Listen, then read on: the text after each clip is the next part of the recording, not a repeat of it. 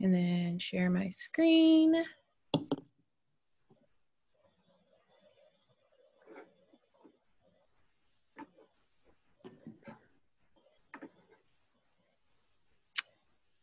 Alrighty.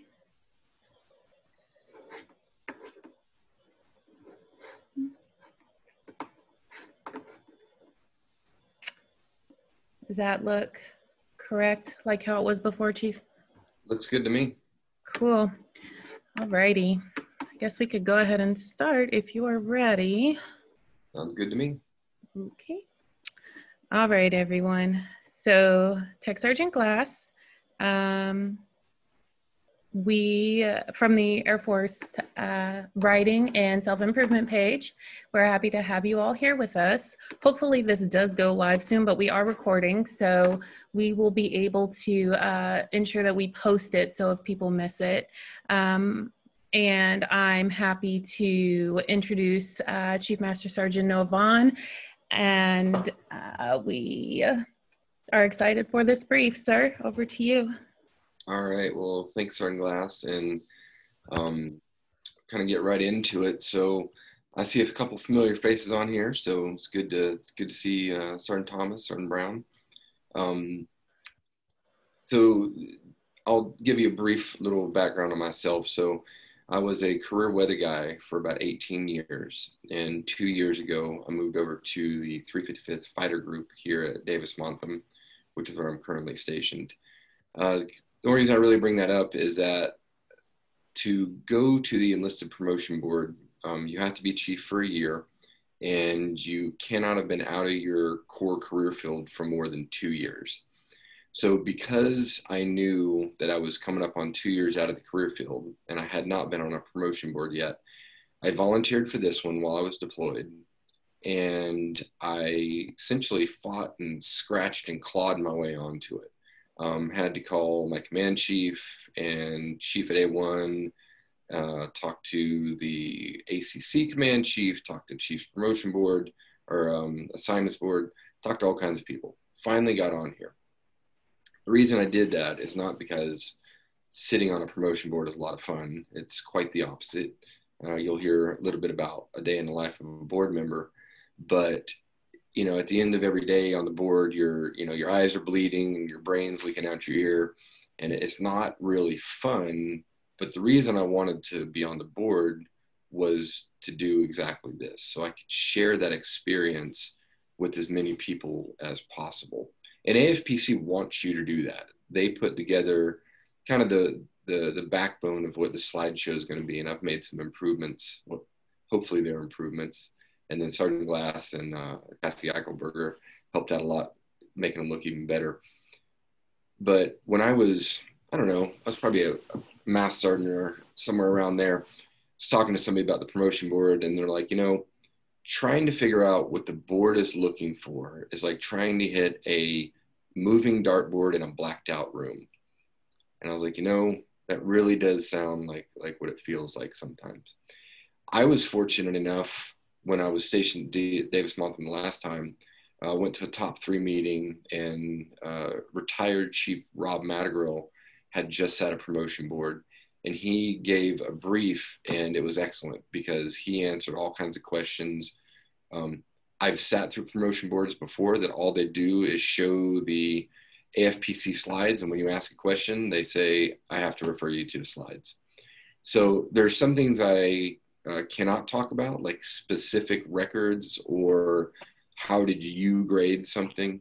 I can't get into specifics like that, but I absolutely can talk about the process and the procedures of the board. And then at the very end, we're going to kind of veer off the board, and we're going to talk about some general insights I have in records. So without further ado, let's get going. And Sergeant Glass, are you going to flip sides, or am I doing that? Looks like you have it. You want to talk about rules of engagement? Yes. So for the rules of engagement, if you guys have a question, just write question in the chat box, and I'll write down your name so that way we're not talking all over each other, and it'll make the process a lot smoother. And then whenever I call on you, just make sure that you unmute your mic and take down your video if you feel comfortable to voice your question. And that's really it. If you have any suggestions or feedback or anything for this class, professional development, we do have our email, and you guys are more than welcome to send us any feedback. But that is really it, pretty simple. All right, thank you. Yeah, I love feedback, so you guys feel free to email or email me directly. I'm the only Noah Vaughan in the global. All right, so this is what we're going to go over. Talk a little bit about the board structure, how it's convened, what authorities it's under. Then we'll talk about how the board actually operates, and then we'll talk about all this kind of stuff. Next. Okay. All right, so the Chief Staff of the Air Force is actually one who convenes the board. And this is something I didn't realize before I got there, but we work directly for the Chief Staff of the Air Force, which when I did the board a couple months ago, it was General Goldfein. The Chief Staff issues a formal charge, and I print this out and I kind of hand it around when I'm in a live audience. It's 5 pages, and you can see I've highlighted some stuff in there just for my own reference, but we'll kind of go over some of the stuff that's in a formal charge. Next slide. Mm-hmm. So if you go to My Purse, and in the top right-hand corner, there's a little search bar. And if you type in formal charge, I did this a couple days ago, and you can see the very top result there is a CY20 Mass Sergeant formal charge, which is exactly what I just held up. So you guys are all able to go out and see that. And you can also see some of the ones from other promotion boards. You can get any of them on there. And I think it's interesting reading the formal charge since they've started making it public a few years ago. And you can see from year to year slight changes in what the Chief of Staff is saying to concentrate on. And then also the differences between ranks. There's a difference in what they tell you to look out at a tech sergeant's record for the potential for master than what they're asking you to look at a senior master sergeant's record going to chief. So the formal charge is the Chief of Staff of the Air Force written guidance for board members. And they read it to us on day one, verbatim, all 5 pages. And talks about specific promotion board for ours, for E7. Talks about Air Force institutional values. Talks about the whole person concept, which we got a whole slide on that next. And then it has some additional Chief of Staff instructions. So it talks about experience, joint, whether you're, deployments, all these things, talking about experience and how that builds a more well-rounded leader.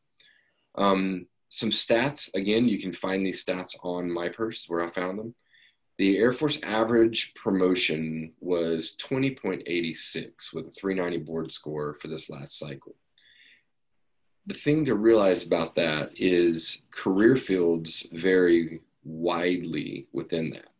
And they went as low as 8% and as high as 60%. There's problems with both ends of that. The problem with the 8% is, how many percentage of our members get force distributed? Well, 15% per commando, per squadron. So you're only promoting half of the people who got a force distribution, assuming everybody with a force distribution got promoted. So what that means is you're leaving a whole lot of amazing talent laying on the table without an extra stripe. So on the flip side of that, 60%, we have a chief here in a career field that's been promoting 56% for several years. And I was talking to him, and he told me, he's like, Noah, we've been digging too deep in our potential field, and we're promoting people who needed another year as a tech sergeant. They're not bad NCOs, they're fine, but they weren't ready. And they're now starting to see that those effects as these people are, been a master sergeant for a few years and testing for senior. So, unfortunately, that's the way the system is, because we promote to vacancies. And if people aren't retiring, separating, promoting, doing something else, they're not able to promote a lot in their career field. But if there's a lot of people who are leaving, there's just too many vacancies and they need to promote more people. One thing that helps that range is chronic critical skills. So some career fields are on it all the time. I know my career field of weather has been on it kind of on and off over the years. Ones like air traffic controller are normally on there. Your special warfare, your 9Zs are normally on there. Contracting. But that's just kind of giving an idea of the range of career fields. And what we see is the averages for board scores vary greatly for career fields also. So what's average to a weather troop is very different than what's average to a combat controller or a medical troop. It's very different. So you see these averages when you're going through them. Next slide, please.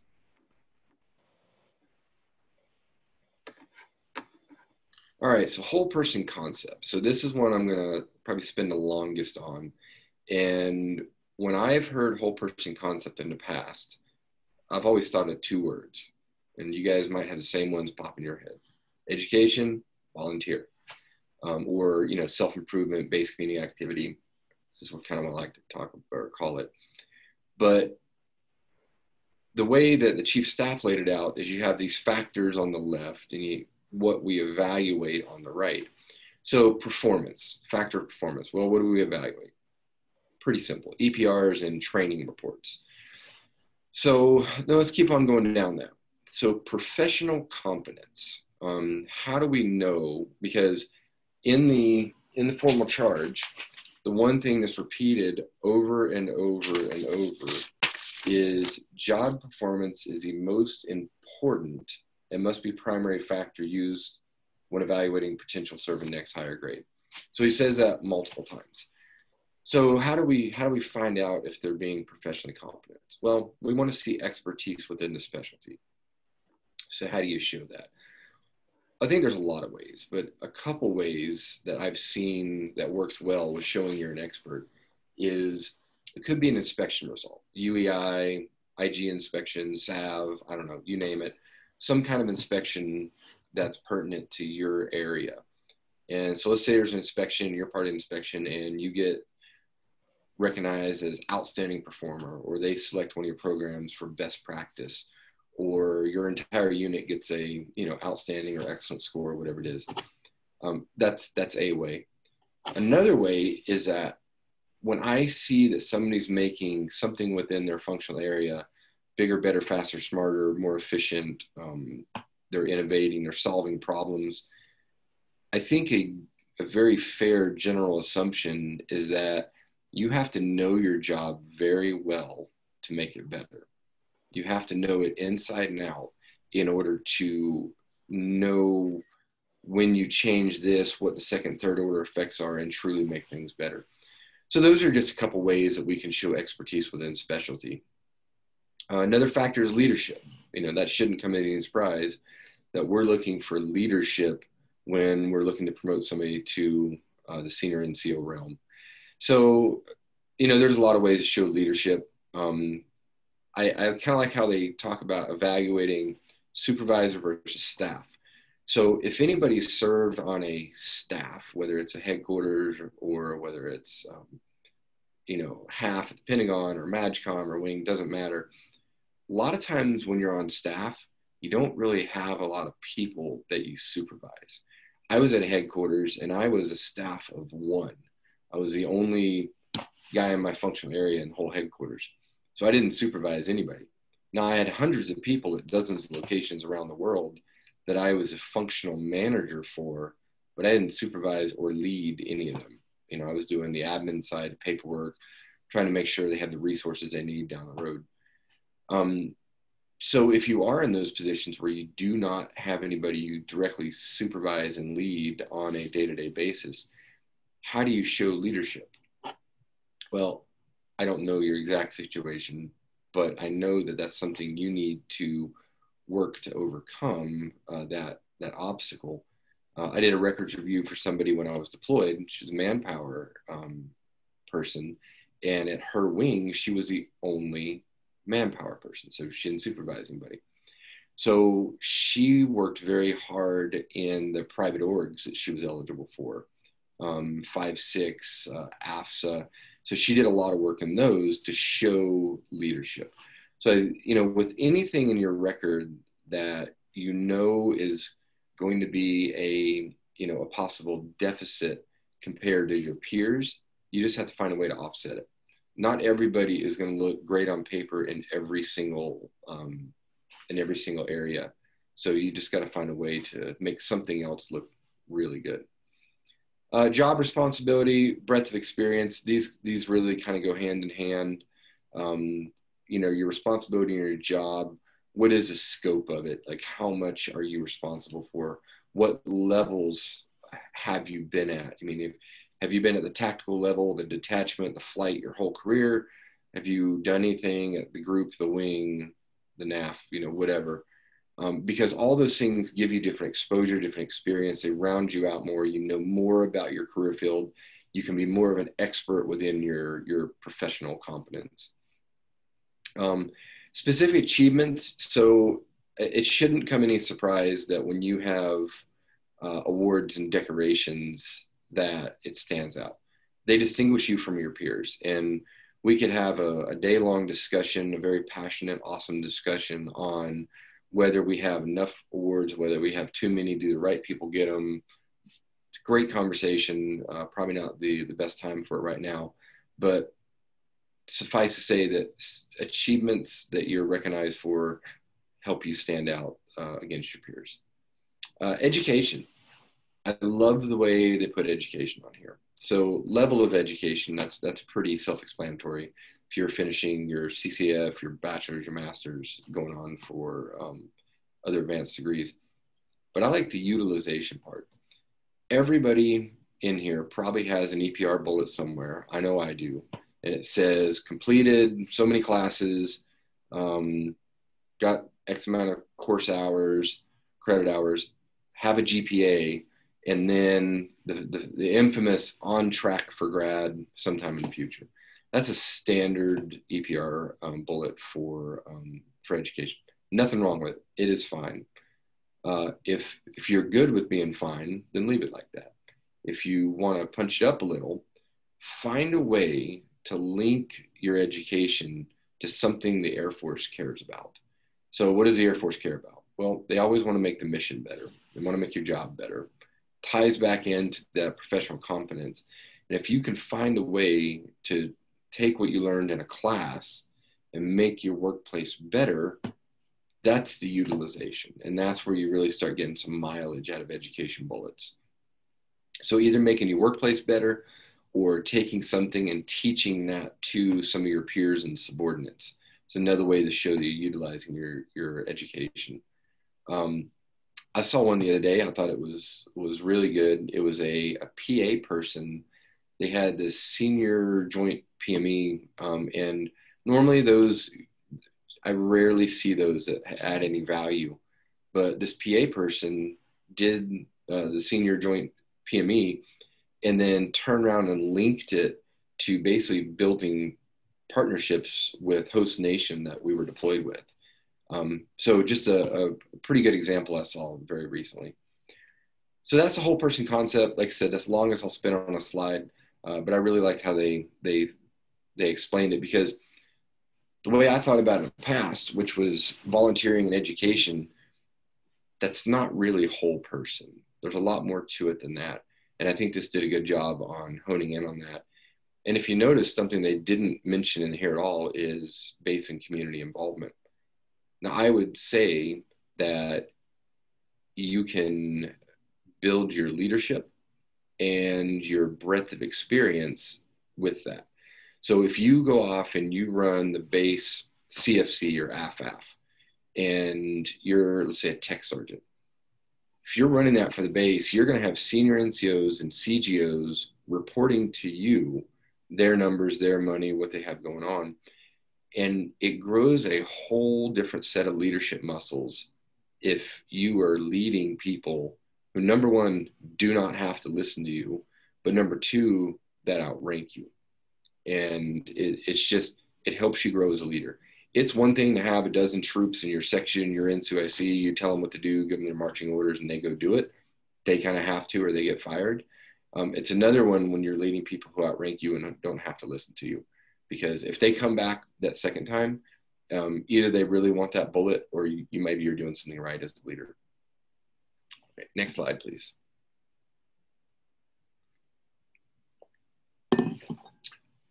So when the chief of staff convenes the board, there's a bunch of authorities that go along with that. We read them, so you don't have to. But if you want some good sleepy time reading, start reading some U.S. codes. And here's the ones that talk about the entire process.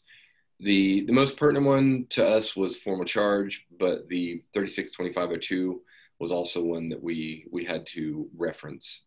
So just for your awareness, if you really get bored and want to read something. Next slide. All right. So here's kind of the big picture of how it looked. So Chief of Staff Air Force Community Board, there at AFPC, where I was a board president. So it was a 1-star. Under the 1-star was the selection board secretariat team, and we'll kind of show who they are in a second. And then we had a total of 14 panels that was split up, 6 support, 4 maintenance, 3 ops, 1 medical. Each of those panels had 2 chiefs and a full-bird colonel, total of 42 board members. So that's just kind of a snapshot of what it looked like. And there was a distribution from the MAGCOMs. There was kind of a fair share distribution based on how many of the eligibles were in there. So we had all MAGCOMs represented. Next slide, please. So the board president, what did they do? Well, they ran around doing 1-star things. So at the beginning of every day, they would come in, they'd check with us, see how we're doing. They would usually refocus us on an area of the formal charge just to make sure that we're looking at the right things. First day, we talked a lot about adhering to statutes, directives, and instructions. They really do assure fair and equitable treatment. He does do a quality review on every panel, on every AFSC, and we have to sign off in the end with him. And then they definitely talk about ensuring no coercion or undue influence of the selection board. And you'll see that they have a couple measures in place to prevent that. Next slide, please. So the secretariat team, you'll hear me refer to them. They're kind of the behind the curtains people. You got a colonel that works right under the 1-star. Then you have a lieutenant colonel who's over the recorders and the technicians. So the branch support people there on the right, we saw them occasionally. They would kind of come in, come out. Usually a retired personnelist that are working there at AFPC, but they were kind of the behind the scenes.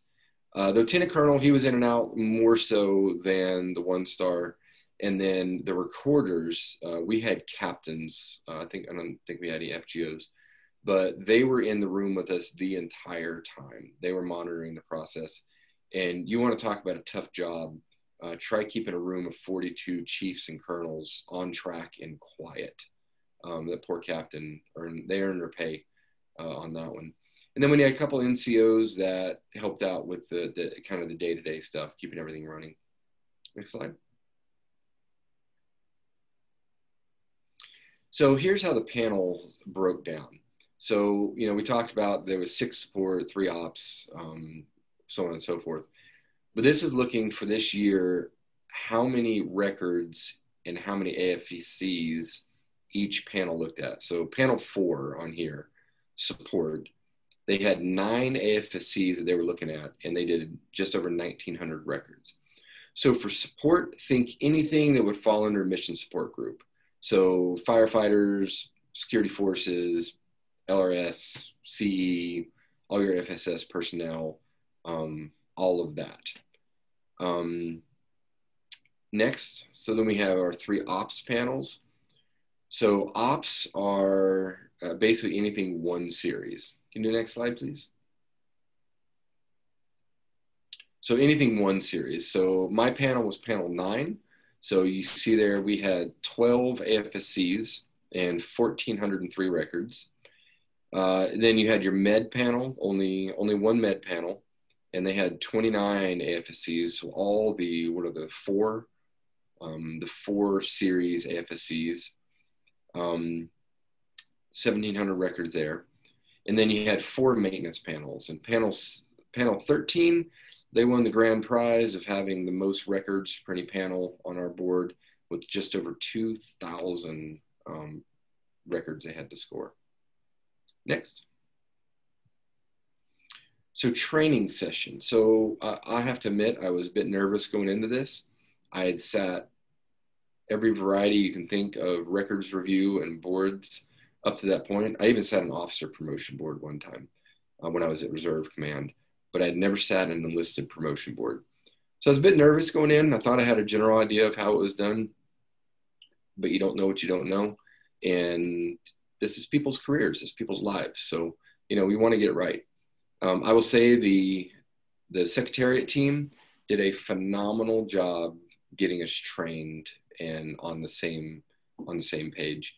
So the way that works is they take a sample group of 10 records, and it's 10 records from the real records from a couple years ago, and everybody in the room scores those 10 records. So all 42 people, all the chiefs, all the colonels, and they so we score those. It takes a couple hours, and they put us on break and they bring us back, and people behind the curtains have gone through, and they give you a printout, and it shows all 42 people what they scored those records. And it's broken down by panel, so you can see your panel, you know, what the 3 of you scored, and then you can see what everybody else did. So you can see if you're kind of in the ballpark or not. And then, and this was, I can't overemphasize how valuable this was, is we talked about it. We talked about it for another hour and a half or 2 hours. Anything that you could think of that would be a question in a record, we talked about. We talked about how much do you value force distribution?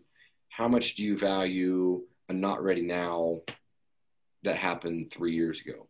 How much do you value a referral, but the rebuttal was really strong?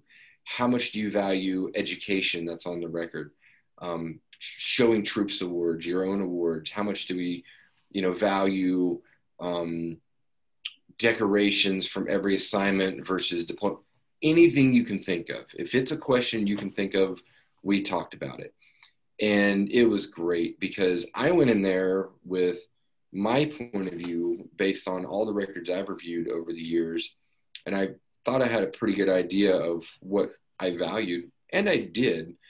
But I think everybody in there shifted their point of view a little when you're hearing 41 other senior leaders talk about what they really value in a record. And through this, we were constantly being referred to the former board charge to make sure this is where the recorders and the 1-star and the colonel came in, is making sure that when we're talking about how much we value something, that we're in line with what the CSAF values. Phenomenal. I wish we could have recorded that and everybody could listen to it. It was so great. So we did that. And then from there, we moved on, and they gave our panel, just the 3 of us, the colonel and the other chief, they gave us a set of 5 records from this year, but not records that we would be seeing in our AFSCs, 12 AFSCs, I think we did. So we went through and we did that, and then we had another discussion. It took us a while to grade those, but then we had another discussion just with our panel. They brought us a sheet of paper, showed who scored what, and we really got a lot closer. So the way that I look at this is, if you guys have been to Cadams and you fire and you get a rifle, and whoever shot it last sucked because shot patterns all over the place. And, you know, it's kind of like that picture here in the bottom of the screen. And then the Cadam instructor is like, you know, move it up 4 and right 3, and you click and you shoot again, and it's a little bit better. And then they tell you move it up 2 and over 1. And then you're like that picture there in the upper right, where you're putting them all on a $50 size. That was what doing that training session did. At first, we were all over the place. We discussed it. We really brought our scores in. And then by the time we started, we were very much consistent with each other. So I thought it was an amazing opportunity. That was most of the first day. We didn't start live scoring until second day. The whole first day was teaching us how to grade, and then doing those sheets. All right, I've seen a couple questions pop up in there. Ashley, is there anything I need to answer at this point? I'm not paying attention to them. I just see them flash. It's okay. You have a couple. I'm going to let Allie go first, and you can go ahead and Allie, if you could unmute yourself. And then also, they want to know if they're going to get a copy of the slides. So okay. Those are the two. But if, I hope I'm pronouncing that right. Allie. Yes, ma'am. It's Ollie. Sarnali. Okay, cool. I'm actually going to run for 1 second. I'll be back. Hey, Sarnali, how you doing? Hey, Chief. How are you? Good. I had a question. So I saw how the support and operations and all the way the panels are separated. I just wanted to know, where does DSD fall under that? That's a good question. So I know we had a DSD panel there. I met one of the people on it, and I would assume they're going to be under one of the support panels. I don't know specifically 1 through 6 which one was DSD, but we definitely had a DSD panel. There was a colonel and 2 chiefs that did that along with the rest of them. So yeah, sorry, I don't know specifically which one. That might be something I can try to find out. But they definitely were in there in the room with us, and we're scoring away with the rest of us. Thank you, Chief. Yeah, no worries. And then as far as copies of slides, absolutely. Let's see, if you guys email me, I'm happy to send them to you. I don't know if Sergeant Glass has a better way to do it. Maybe we can put them up on the, hey, Sergeant Glass, they were asking about the slides. I'm happy emailing them, or we probably can upload them to the Facebook site too. Would you think? Mm-hmm. We can in the file section. Yeah, absolutely. We can do that. Okay. I'll do it right now for y'all. All right. Any other questions at this point, or should we move on? Let's move on. All right. So rules of engagement. So these were the rules that we had to kind of abide by, and we were not able to talk to each other. The board members cannot talk to each other once you're kind of in session. And in that room, it is silent. There is no discussion going on. So for the entire day, it's pretty quiet in there. You can't have your cell phone in there. You can't bring a laptop or an iPad. You can't access Outlook for your email. There are no distractions. You are just reviewing records and clicking away all day long. So you don't even have the ability to gather information from outside sources. You have a notepad, you can write stuff down. You can't take a notepad out of the room. So they have that stuff pretty locked down, and for a good reason. Next slide, please. So what does it look like? Day in the life of a board member. So we got in about 7:30 every morning. We get in a little before that. So 7:30 is when you're at the desk with the system pulled up, ready to start live scoring. Like I said, the board president would come in, he'd pass on any notes, refocus us on an area of the CSAF charge, and usually by 7:35 we're in the live scoring, and that's when the room gets quiet. And it's so quiet in there. There was somebody in the back corner that chewed gum all day long, and that's all you hear, just chewing gum the whole damn day. That and the electronic desk we had that were people moving up and down, so you hear the desk. So you get the question a lot, how long did it take you per record? And a rumor I've heard for years, maybe some of you can raise your hand or give me a head nod if you've ever heard this, is that board members only get 30 seconds to a minute on your record, and then they have to move on. I can say that is absolute crap. That is not how they do it there.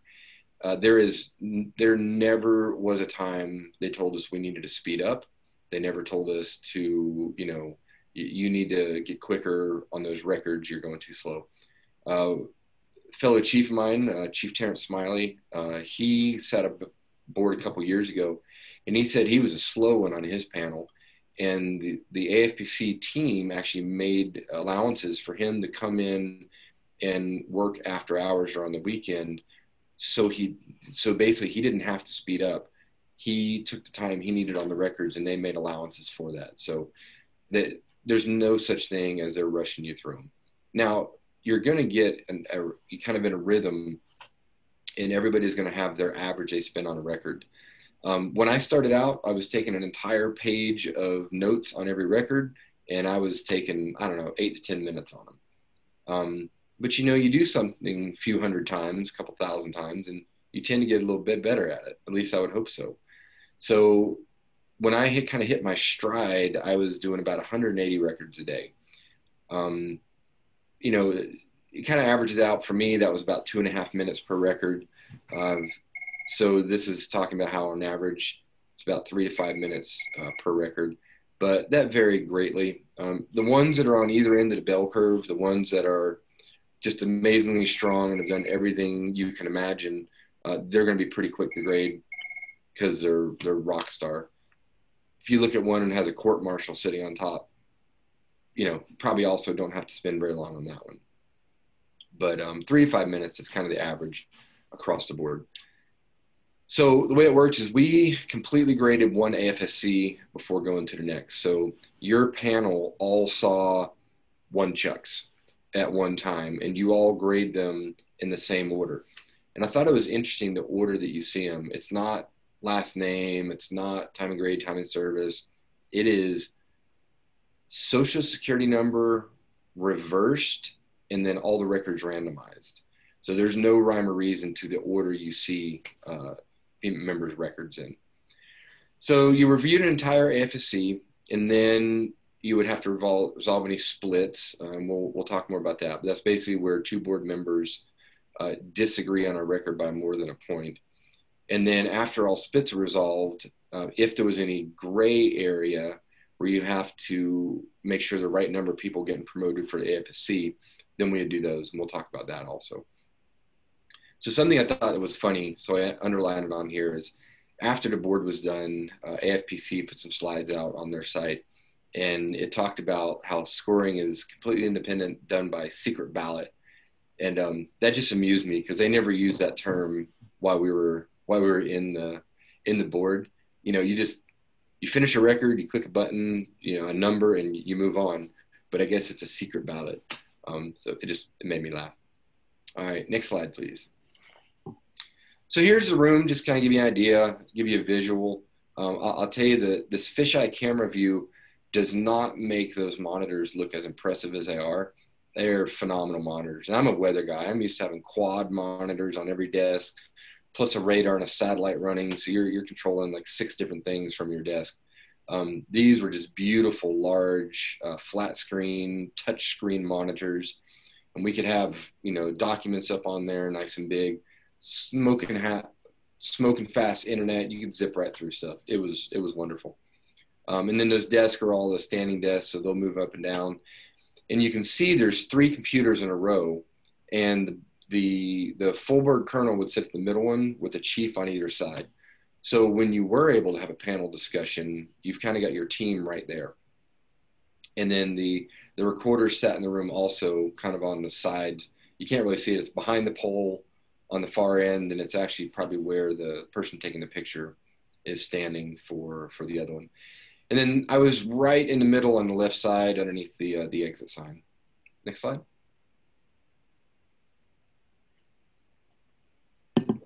All right, so this is a system that we used. You might have heard about it. It's called Ebos. Forget what it stands for, but it's essentially the system the Air Force uses to view records.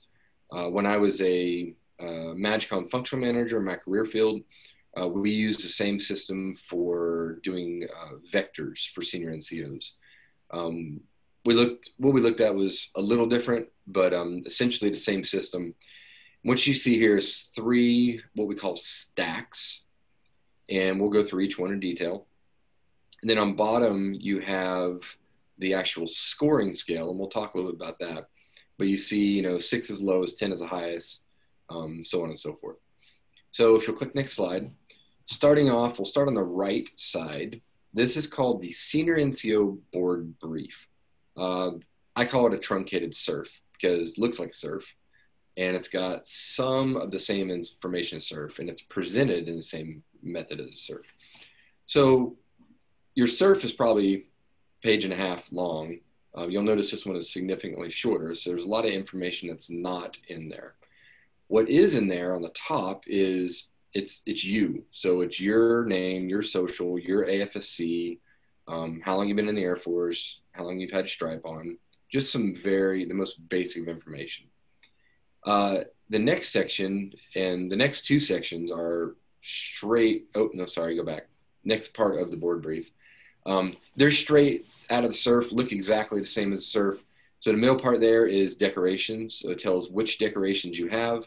I think this one says Air Force Column, Air Force Achievement. It tells how many of each, when you got them, and what they're for, PCS or Achievement, exactly like the SURF. The bottom part there is your assignment history. Again, just like is shown on your SURF. So on the left is the dates, then you have your duty titles, then the unit and location you were assigned to. So that's the board brief. Pretty much a snapshot of who you are and a little bit about your career. This is where we would look for things like, did they cross-train? Did they serve in a joint assignment? Did they do a special duty? Because if it's not in the decoration, it's not in the 5 years of EPRs, you won't know that. So if somebody was a maintainer for their first assignment and cross-trained to be a paralegal, this is where you would see that. And the CSAF charge talks about valuing things like joint assignments, cross-training, and whatnot. So this is where you saw that. Next slide, please. So the middle stack was decoration. So any decoration from your entire career is going to be in here. So if you got a joint medal, it's in here. If you worked with the Army and you got an Army medal, it's in here. One thing that was interesting is this is the one place we could see if somebody was prior sister service. So you would see a NAM, a Navy Achievement Medal for Lance Corporal Vaughan, and you would know that, that person at one point was in the Marines. I know Sergeant Thomas is on here, and we had a coworker who was a prior Marine, and when he was going up for the board, that was one of his questions is how will they see that I was a Marine beforehand? And this is the only place that'll happen is on in the decoration. The other thing that's also in the middle stack, any courts martial for your entire career. So if you were a naughty airman and got a courts martial, it will be in there for the rest of your career. Now, if that happens, how heavily is that going to weigh for going from Master Sergeant a dozen years later? Probably not a tremendous amount.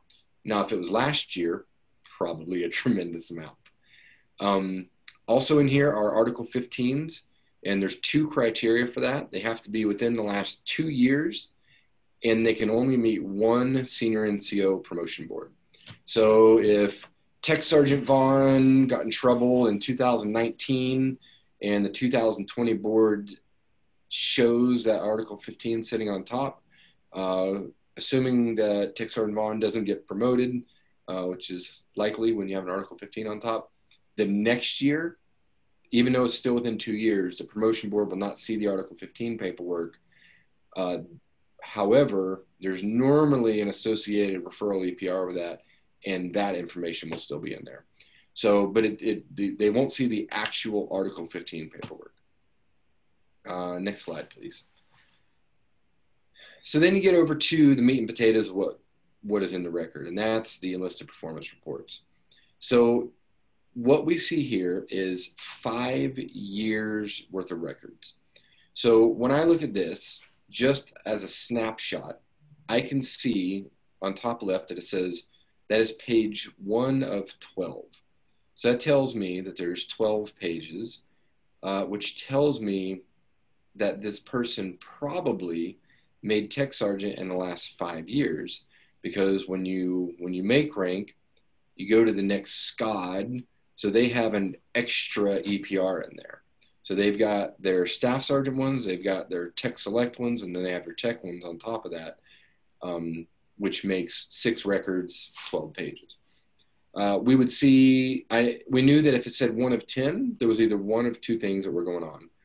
Either they've been a tech sergeant for 5 years, which is fine, or if you see that they made tech sergeant in that time, you looked and you realized maybe there's an EPR missing. Happened more than you would imagine.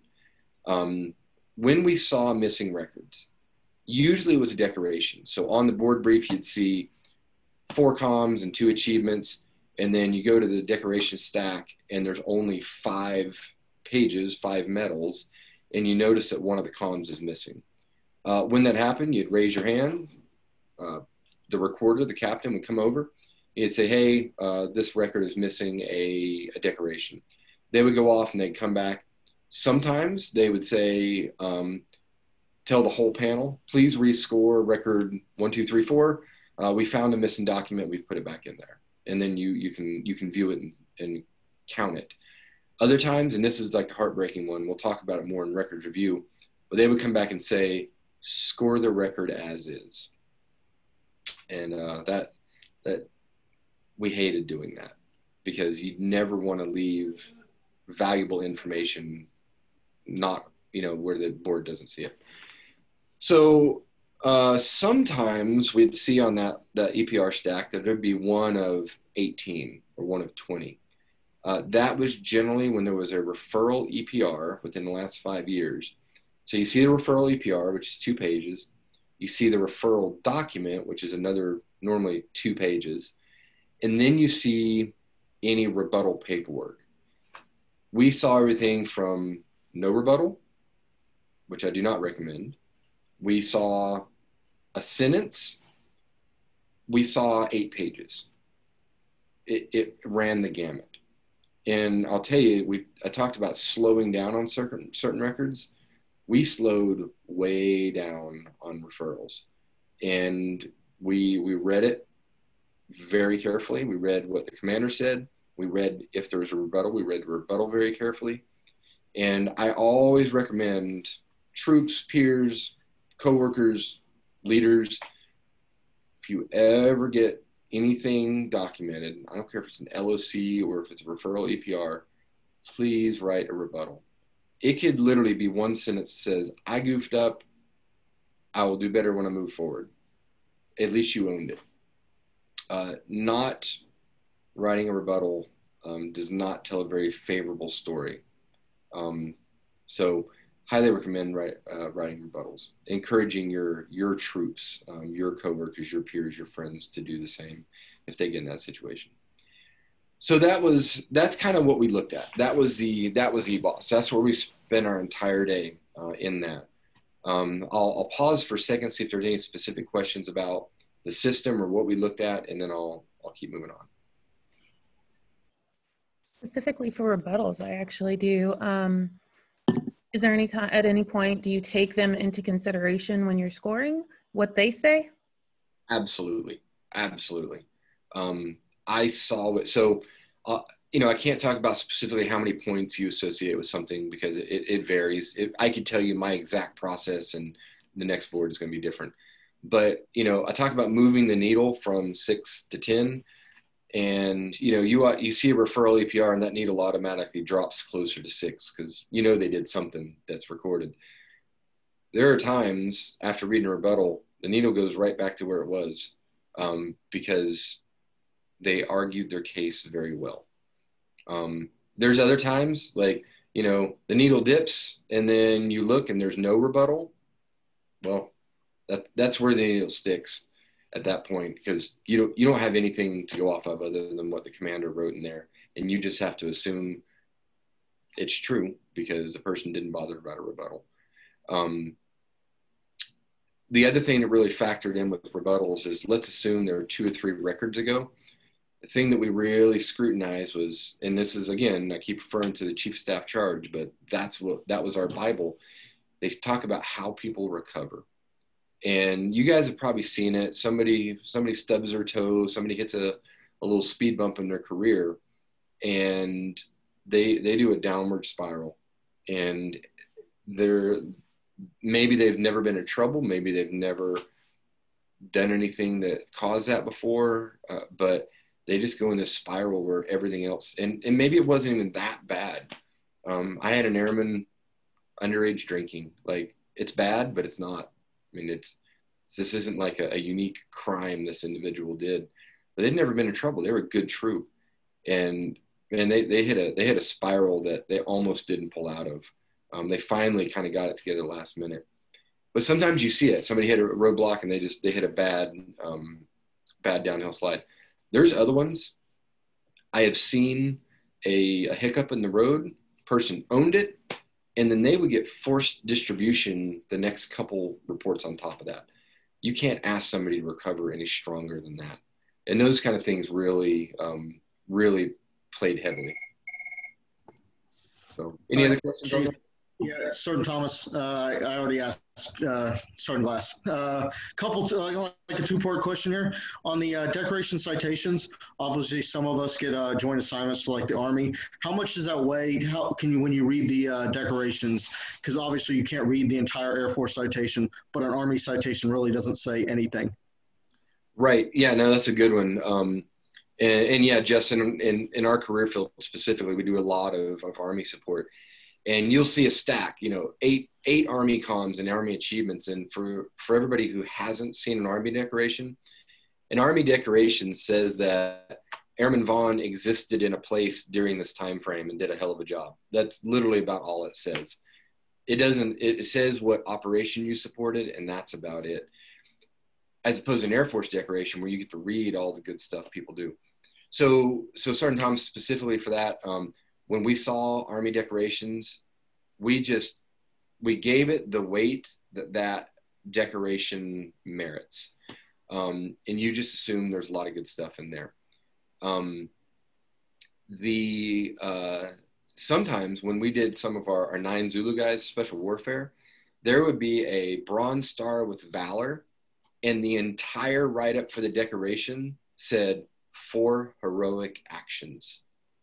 That's it. Because everything it did was so highly classified, they couldn't even put it on paper. You gave it the weight it deserves. So did that answer your full question, or there might have been a second part in there I missed? No, you answered the question, Chief. It was just kind of one of those, obviously there's not much in those things. So no, you answered it perfectly. Awesome. Any other questions on this? We do have one, and from Evans. They say they can't ask because there's too much background noise, but the question is it true you assess whether the member has a deck with each PCS? So there is nothing in the formal charge that tells us look for a PCS deck at every PCS. And honestly, it's just the way the system's set up. So you see there on the right, the promotion board brief, and it just says how many of each decoration. And the only year you see on that is the most recent one. So if I look on there and I see you PCS'd in 2017 the last time, and I see there's an Air Force comm in 2017 for PCS, I can tell at a snapshot that you got one at your last PCS. But maybe PCS in 2017, and there's an Air Force comm in 2019 for achievement, which tells me you probably deployed last year and got a decoration out of that. I can't speak for every board member because I don't know if they all did it. I know I did not look on the SURF for every PCS and then look for a PCS decoration for every one. You can look at the SURF and see how many times they've PCS'd. Let's say it's 4, and then you can take a snapshot glance at how many decorations they have. Maybe it's 6. My general assumption would be they probably got one from every PCS or most, and they've probably deployed 2 or 3 times and got a decoration. That would be, I mean, that's about as deep as I went. I would look and see if they got one for the most recent one, especially if the most recent's the last, 2 to 3 years, because that's relevant to your promotion timeframe. But if somebody's PCS 9 times and they have 1 deck from when they were an airman, that tells a story. But in general, if they're getting, if they have a relative same amount of PCS decks versus, or decorations versus PCSs. You know, the chief staff does talk about, you know, looking for sustained history of excellence. That is one way to show it. It's not the only way to show it. And it's not a killer if you don't have that.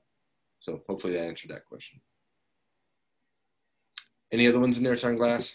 No, I don't see any more. I think that's it. All right, well, let's move on. You guys keep popping those questions in. They're good. So if you guys have never seen this, this is a scoring scale that the Air Force uses for records. And specifically, it's used for promotion boards, officer and enlisted. Like I mentioned, I got a chance to sit at officer promotion board when I was at headquarters.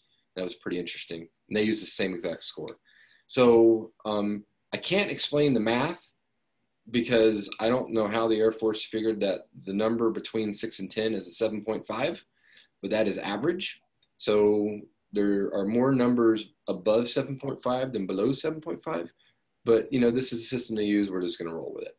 So 7.5 is average. Now, I'll tell you guys and ladies, average is, it varies greatly per career field. You can't compare apples to barn doors, which is what looking at services next to medical is. They are very different.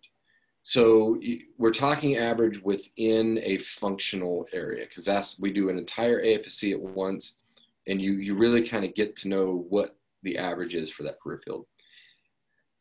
So you can see it there. And then on the right, you can see a kind of a breakdown of what your board score would be if every member scored an 8.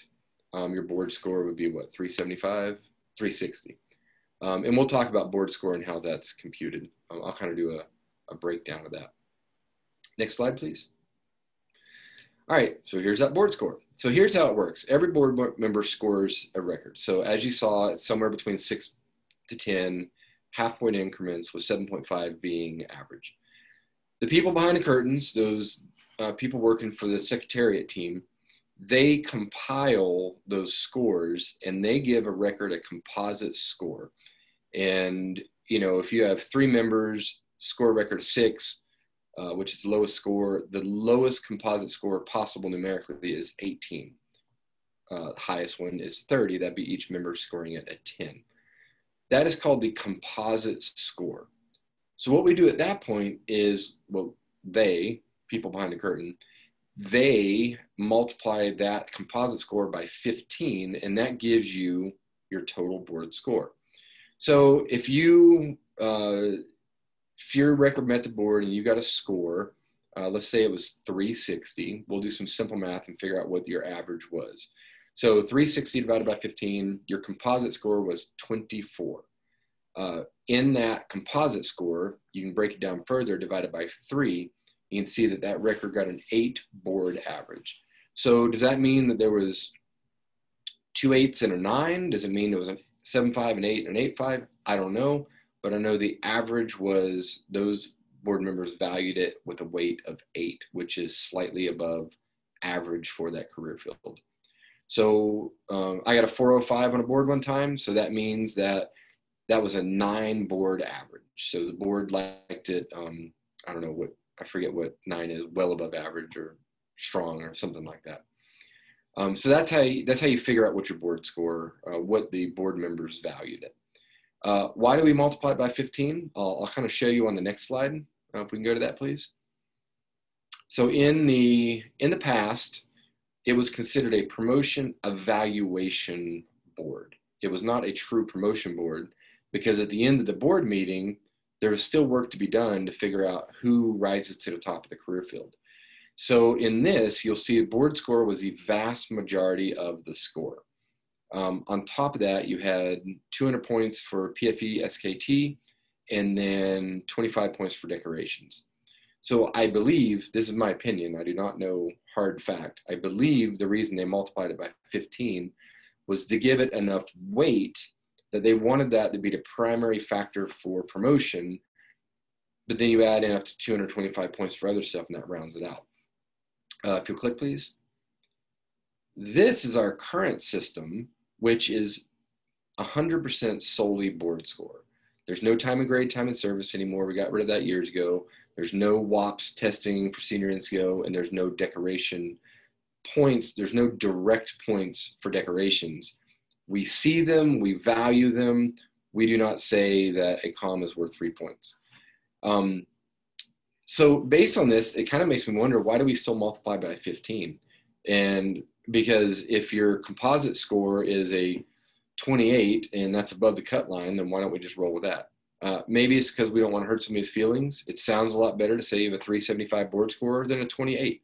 I don't know, but I don't think we necessarily need to multiply by 15 more, but we do. It's a system we have. I just want to make sure you guys understand it. Next. All right, so we'll talk about splits. Split is when the 3 board members, or excuse me, the 3 panel members differ of opinion by more than 1 point on the scale. So the way this works is you get through an entire career field. So 1Ws, weather guys. So we get done with 1Ws. We had 228 records. We get to the very end, and the captain comes over and says, panel 9, I need you to finish scoring the panel or the records you're on. Once you're done, go back out to the menu and select splits 1W. Fine, so we do that. And we look in there, and there's 3 records. And we all click on the first record, and we see that Chief 2 on the left hand, they graded that record well below average of 6.5. So we're going to call them Darth Grader. They went kind of harsh on that. And then the colonel, man, they're Santa Claus. They're like, this looks good, and we're giving them all the points. So they go slightly above average on that one. And then Chief on the right, maybe that's me, I thought it was an average package, completely in line with kind of the norm in that career field. So in this case, what the panel member does is tell us, please review your notes if you took any, go into the record and have open discussion between all panel members about what you thought the strengths or weaknesses was in the record. So you look back at your notes and you see, and you open the record back up and you just talk about it. You're like, hey, well, you know, looking into decoration history, this guy got a DG at ALS back when they were at Airmen. They've PCS'd 4 times. They got 3 PCS decks. They got 2 deployments. They did joint support. They're taking care of their airmen. You know, whatever it is, whatever stood out to you one way or the other. Maybe the other chief is like, hey, yeah, copy all that, but did you see there's a not ready now 2 EPRs ago? And we're like, oh, crap, we didn't see that. Or maybe that chief will be like, you know what, I was just harsh on this record. I'll come up. Whatever it is, we have to get within 1 point of each other. So when we finish talking, in this scenario, I cannot touch my score. You'll notice that mine is not part of the split. I can discuss, but I cannot be part of the resolution. So in this case, either the colonel has to come down, the other chief has to come up, or both of them move in. It doesn't matter how they do it, as long as at the end, everybody is within 1 point. One thing they tell us and they monitor for, because this is the only time we can ever discuss a record, there are times you see a record and you want to talk about it. Like there's something in there, either it's so amazing that you just want to talk about it, or there's something that you don't know quite what direction to go. Let's say they did have a hiccup 2 or 3 years ago, but they did really well on top. Like how do you deal with that? How do you score that? It's tough sometimes. We're not allowed to intentionally drive a split. By the time you do this for a while, you kind of know how your panel members are going to score. You kind of get in sync. And, you know, I could look at a record, I'd be like, you know what, this is a pretty strong record, but I really want to talk about it. So I'm going to give it a 6, or I'm going to give it a 10 if it's kind of a weak record, because I know that'll make us talk about it. You cannot do that. And they monitor for that. And our panel didn't have any problem with that, but I know that they look for that, and they'll come and talk to you if they think you're doing that. So that's how splits work. Splits were honestly pretty easy. Out of all the ones we had, I think there was only one that the other chief and I, we kind of locked horns. Neither one of us wanted to back down. The colonel had to be, all right, chiefs, you know, how about you come up, you come down, doesn't numerically change the score. And we're like, all right. And then we had a frosty beverage later at night and hugged it out. Actually, we didn't hug it out because we were in the middle of COVID, so no touchy. All right, next slide, please. So splits weren't that bad. We didn't mind splits. And we'll talk about fairy tale land for a second. So in fairy tale land, when you get done scoring an AFSC, you have something called a clean cut. And we're going to walk through this for a second. So let's look at where that score says 26.0. And that row right there, going left to right, we're going to call that a bin. So in that bin, we have 6 records. That took our cumulative records. I have to slow down on that one too, sorry, guys. Cumulative. Took us to 35 records. Now this career field wants to promote 39 people. They know they have 39 vacancies that they need to fill. So we go to the next bin. We're still going. 25.5 composite score. There's 4 records in there, which we add to those 35, takes us 39. This is perfect. This is a clean cut. You guys want to guess how many times that happened in our 12 AFSCs? 0. Big old goose eggs. This is a freaking unicorn. Crap doesn't happen. So in this wonderful example, they exactly hit on the number for the career field. That's it. We don't have to do anything further. In the real world, you have to do something called gray zone resolution. If I could get the next slide, please. And this is what that looks like. So same example where this career field needs to promote 39 people. We look in the 25.5 bin, and this time there's only 3 records, taking us to 35 records. We still need 4 more people to get promoted. So we go to the next bin. We look at the 25.5 folks. There's 9 records in there, taking us to 44. Well, we can't promote 44 because career field can only do 39. So what they do is the captain will come over, say, panel 9, please finish scoring the record you're on, go back out to the main screen, and select 1 Charlie Oscars for gray zone resolution. We go in there and we see 9 records. And they say, panel 9, you were scoring 9 records for 4 stripes. And when they did that the first time, it really hit me. Not that I didn't understand the weight of what we were doing, but it really hit even harder because you're choosing the cutoff, and you're also choosing the number 1 non-select.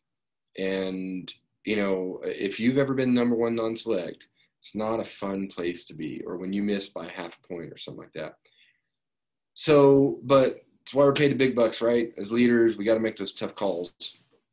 So what happens then is I tell you, go back in the records, do not refer to any notes you had, score them fresh, completely, no talking about panel members, and apply your score and commit records when you're done. Then they tell us, use the same scoring scale and techniques as you've done previously. So have you ever heard the definition of insanity? Doing the same thing over, expecting different results, using the same technique? It's kind of what this felt like. Because we looked at it exactly the same, using the same criteria, grading it with the same score, we're going to get the same thing. And we did that. We would literally come back and be, okay, we need to rescore gray zone for this. There's 9 records. It's like, well, crap. So what do? Well, you slow down, you go through it again with a fine-tooth comb, you look a little harder, and you look for anything that distinguishes one from the other. So we get through gray zone resolution, panel members commit, and then they'll come back and they say, gray zone resolved, move on to the next one. So gray zones we didn't enjoy very much. There was a lot of them. There was ones on every AFSC. One particular AFSC, we had to rescore 4 different times. And it was one of those AFSCs that had a very low promotion rate. So every record we were grading had, you name whatever good you can think of. Force distribution, a couple back, accolades, taking care of airmen, education, whatever it is, they all had it. I would have promoted every one of them. They were amazing. So that's gray zone resolution. Next. So I get the question, so how do I know if I made it in the gray zone? So airmen selected in the gray zone, if you read this bottom part on here, they're going to receive their original gray zone board score increased by 0.5 points. So click next, please. So this is what, if you have tested for senior NCO in the past, this is what your score notice looked like. So numerically, if we go back to that composite score of an 18 to 30, you multiply it by 15, and there's going to be all of these possible numeric combinations of board scores. And if we have a 6 plus a 6 plus a 6 times 15, that's going to be 270. If you have 6 plus a 6 plus a 6.5 times 15, you're going to get a 270.5. So every half point that each board member goes up on your score, you're going to get a 7.5 point bump in board score. It's just math. So this is showing what it used to look like.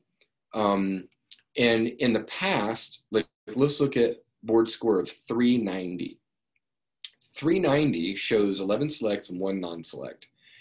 And you could have that where you would have selects and non-selects with the same board score, because on top of board score, they put in WAPS testing, they put in decorations, way in the past, time of grade, time of service. So there's other factors. This is one reason that Chief Wright and the EBOD decided to go away from this system and go straight board score, because if you see somebody with a 390 board score, that board is telling you this person is ready for promotion. They are well above average in their career field, and they need a stripe tomorrow. But one person didn't test well or didn't have decoration points, and they were a number 1 non-select. So that's one reason the board went away from that, or the Air Force went away from it with the board process, because if the board's saying they need to be promoted, that's who they want to promote. So what does it look like now? If you click on the next slide, I had one of my troops send me a screenshot of what he sees on AFPC. And I put it in Excel and colored it just so it looks a little better. But if you'll notice, all those white rows are the exact same board scores as previous system. Starts off at 270. The next white row is a 277.5, etc. The gray lines that I put in there, all of those scores are also shown on the board score groupings that you see by AFPC. I don't know why they put all of them in there. I guess just because numerically it's possible. Regardless, you'll see in there that those are a 0.5 increase, and that is going to be for the gray zone. So what does that look like in actuality? If you click next. So this is the actual breakdown from the 1 Papas, AFE, from this year. And this shows, I kind of color coded again just to make it easier, but all the blues, those are people got promoted. So the top board score was a 435. The lowest score that got promoted was a 383. And you'll notice there's no select and non-select sharing the same score, because there's no other factors, it's just board score. So in this case, what happened is in the 2.5 composite score bin, there were 7 records.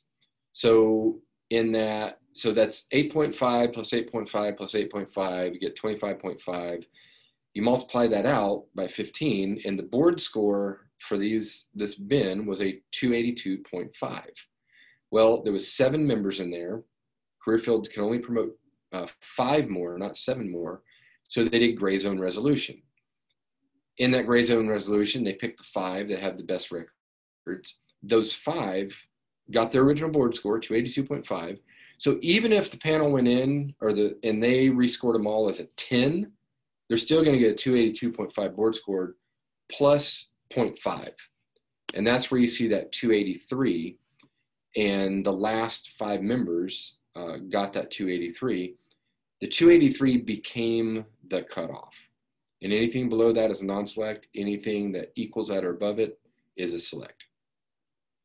Hopefully that explains gray zone. I was kind of murky on that, but after doing it 12 different times, some of them rescored, we kind of figured it out. So hopefully that explains that. Next slide, please. All right. So there's, sorry, Glass, this is completely my fault. There's actually a slide missing from here that I did not. Yeah, sorry No, about that. it's my fault. I know it's on there though. So the last thing on the actual board process that I talk about is my takeaways, my main takeaways as a board member. The top one is that it gave me a whole lot of faith in the system. The two pieces of data I can give you to back that up is for 1,403 records. We actually did 1,408 because they slid a few in on us. For 1,408 records, you had 3 senior leaders, a colonel and 2 chiefs. We agreed within 1 point difference over 1,350 times out of that 1,408. We had 42 splits. If you do the math, it's like 2.96 or 97%. Less than 3% of the time were we not in complete agreement. I think that speaks volumes to the board process. I think it speaks volume about the AFPC staff and their training for us and focusing us on Chief Staff, the Air Force charge, telling us what's valuable, telling us what to give more weight to. So that's the biggest thing I can pass on to you guys to try to debunk that myth of it's like, you know, the board trying to look at a moving dartboard in a blacked out room. I think it's a good process. Another huge takeaway, please review your records. I cannot beg you enough, review your records. I am happy to review records. I review records with people all the time. I love doing that for people. I always ask that they review their own records first. Don't expect some, you know, crusty chief that's not in your career field, doesn't know you, doesn't know your history, to find that magic thing in your record that's missing, because I don't know what's there because I haven't lived your career. And we would see things. For example, you see the board brief and it shows somebody's been at Davis-Monthan for 12 years. I was like, well, okay, they're kind of, you know, automatically I'm thinking they don't have the breadth of experience that's average in this career field, because maybe in a career field, people have 2 or 3 PCSs within that period. But then, you know, I read all the decorations and I noticed that in the middle of that 12-year period where it looks like they're stagnant and homesteading, they had a short tour. And that just changed the whole equation. And if that had been in the board brief in your SURF, then all 3 board members would have absolutely seen that and given it the weight that it deserves. So please do that. It's heartbreaking as a panel member, as a board member, when you see on the board brief that there's a Air Force comm with valor, and you're thinking, I can't wait to read this. Like, I'm going to read some good stuff that somebody did. You get over to the decoration stack and it's not in there. And so you raise your hand, you call the captain, hey captain, there's a record missing here. Captain comes over, they go off and they come back, they're like, please score the record as is. And it's tough. And you want to give it weight that it deserves, but you don't even know if it's for the right person. You don't know if it's a goof. It's not mentioned in the EPRs. It's, you know, and maybe it's from this year, but you don't know. So you can't really do anything about it. You know, there was a record at one point I saw, and it was 1 of 10. And I looked, and they had made tech sergeant a couple of years ago. So I raised my hand, captain came over. Hey, captain, this record is missing the top EPR, which honestly is not even supposed to meet the board, but it did. Captain went away, came back and said, hey, we found the record. We put it in there, told the entire panel, please rescore record 1, 2, 3, 4. And guess what that EPR was? It was a promote now. Oh. So do you think that moved that needle of that panel? It would be fair to assume that it moved that needle. In this case, the one panel member that noticed it, the other 2 panel members already scored that record and moved on. Now, they got an opportunity to rescore it with that new information. But if that 3rd panel member hadn't noticed it, it could have made the difference between getting promoted or not. Yet another piece of data that I have showing that I think it's a good process, because you have 3 people. You have a primary and 2 catcher's mitts if you want to notice these kind of things. Please review your record. In AFPC or My Purse, that top right corner, if you literally type records review, it takes you to a page that tells you how to review your records. review your records, make sure everything is in there, look in Prada in the selection folder. You get an email 120 days out saying your records are in the selection folder. Look for those EPRs, look for those decorations, make sure they're in there. You got 120 days to find them if it's buried in a drawer at mom's house. Work on finding those. So I think that was everything from that slide. So I'm going to take a break at this point, and I'm going to give you guys an opportunity to ask anything about the board procedures and the board brief. Once those questions are done, what I'm going to do is move on to just kind of some of Chief Vaughan's overall observations, and this has nothing to do with the board, but has everything to do with the thousands of records I've looked at over my career in many, many, many scenarios. So I'll pause for anything specifically for the promotion board. We have a few questions in there. So the first one I see is, I heard that off-duty education, for example, bachelor's and master's, doesn't really hold value when it comes to the board. Is that true? I wouldn't say that. In the formal charge, and I highly encourage all of you to download that and read it. And I'll kind of read what I've highlighted about education. So education is masked on the board brief, the SURF, as you guys saw, and that's because it's not a requirement for Master Sergeant. There's no education requirement off duty for that. However, you may see details on the pursuit of or completion of these areas within other documents. So if you're taking classes and it's in your EPR, we see it. And as you saw in the whole person concept, they talk about level and utilization. So the board absolutely sees it in an EPR, and you absolutely give weight to that. How much weight is going to depend on, so I mean, let's just be honest. If this is says tech sergeant and they're finishing a CLEP and they're 4 classes away from their CCAF, that's going to hold a different weight than a tech sergeant who finishes their master's in organizational leadership and does something in their unit. So they both have weight. One of them is going to have more weight than the other. So an important part that I highlighted in the education from the CSAF is some airmen may have completed a degree and it simply is not documented in evaluation. So you came in with a degree or you got it as a senior airman, the board's not necessarily going to see that. Absence of such information in the record does not automatically imply an airman has not obtained or completed a degree. So I will say this, you do not lose anything by not having not having college classes on your record. You do not, it's not like the needle was here and then I looked through everything and there's no college classes and the needle drops.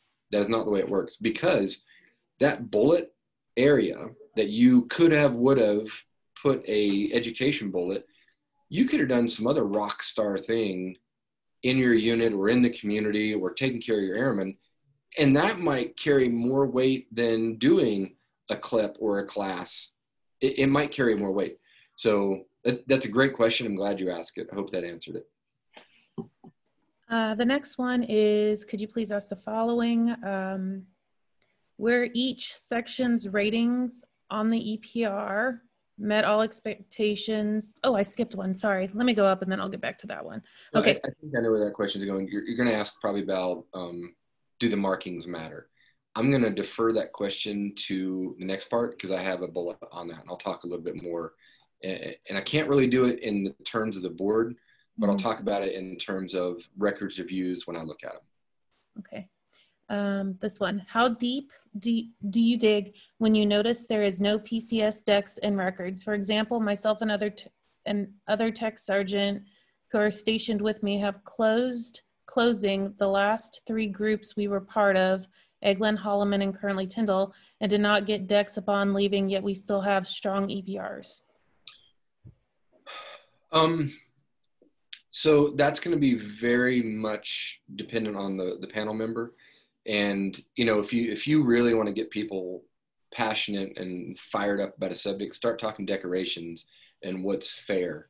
I mean, I could get all fired up just in my history. I had 3 comms dumbed down to an achievement and I missed Mass Sergeant by 4.5 points and I should have had those 6 points and been a Master Sergeant a year earlier. We could all do that. Every panel member is going to look at it a little bit different. Is a panel member going to dig deep to see that 3 PCSs row you didn't get one? Maybe. Are they going to put a lot of weight on it? Maybe. And I wish I could give you a more solid answer, but I will tell you this. What carries more weight is your record on the whole. And if those EPRs were solid EPRs, and if you're closing place, I've never closed anywhere down, but I know people who have, and I know some very strong reports that come out of that. So I don't think it's going to be the nail in the coffin that says you'll never get promoted. I do not think that'll be it. Now, if the records just aren't strong, the records aren't strong. But if, like you're saying, you got strong records, that's going to shine through. I know, other senior leaders know, man, decorations are sometimes a crapshoot based on the commander and their philosophy.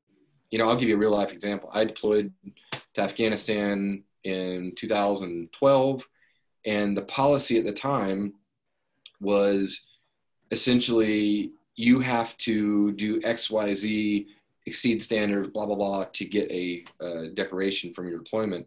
I came back a year later, new commander, same unit, and his policy was, if you don't want to give a decoration to somebody, you have to write essentially a push note canceling it.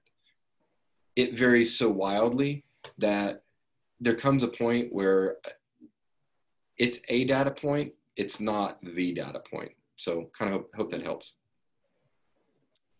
Okay, so let's see. What would determine if a record is rescored versus being graded as is?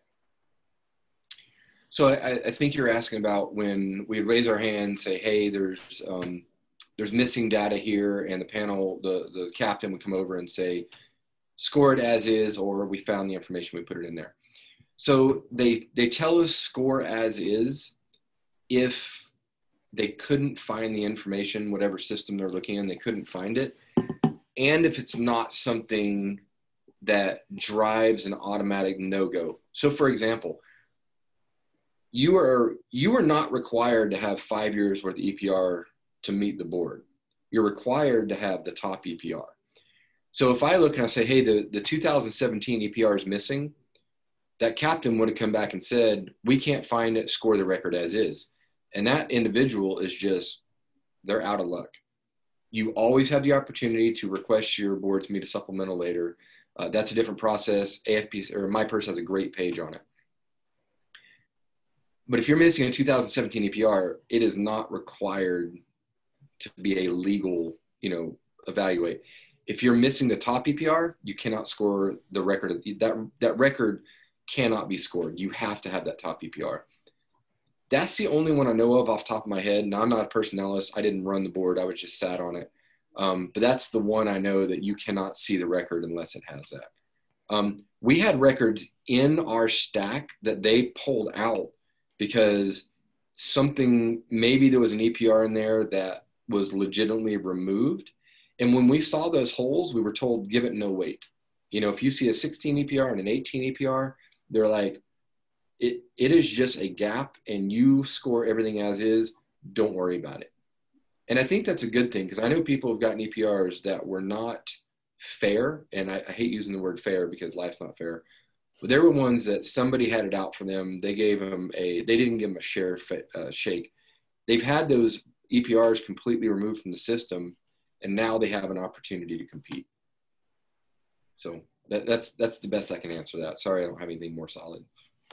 And this one is, how is it best to identify if a member is a sole enlisted and does not supervise because of it? So I'm guessing those 1 deep positions.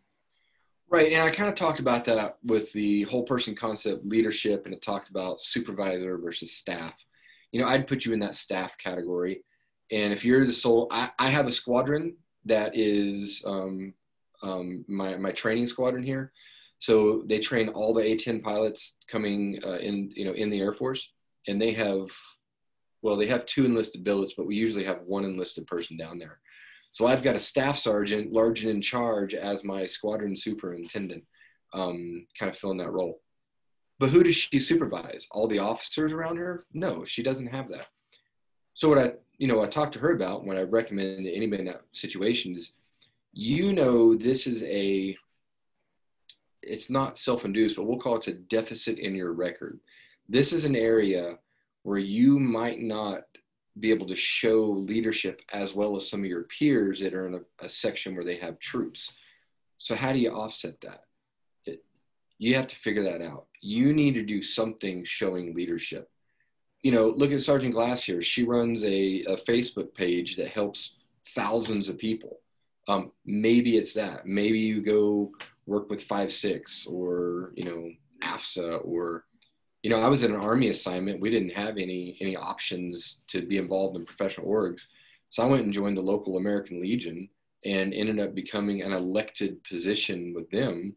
And that's how I showed that I was doing something connecting with the military community that was, kind of outside my job. So there's lots of ways. I can't tell you what works best for you, but I will tell you, you need something. Don't sit there and mope about the fact you don't have any troops and I'll never get promoted and I can't show leadership. You can always show leadership.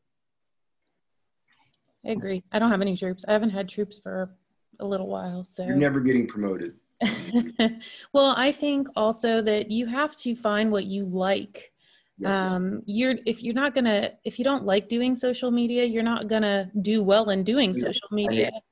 It's not my thing.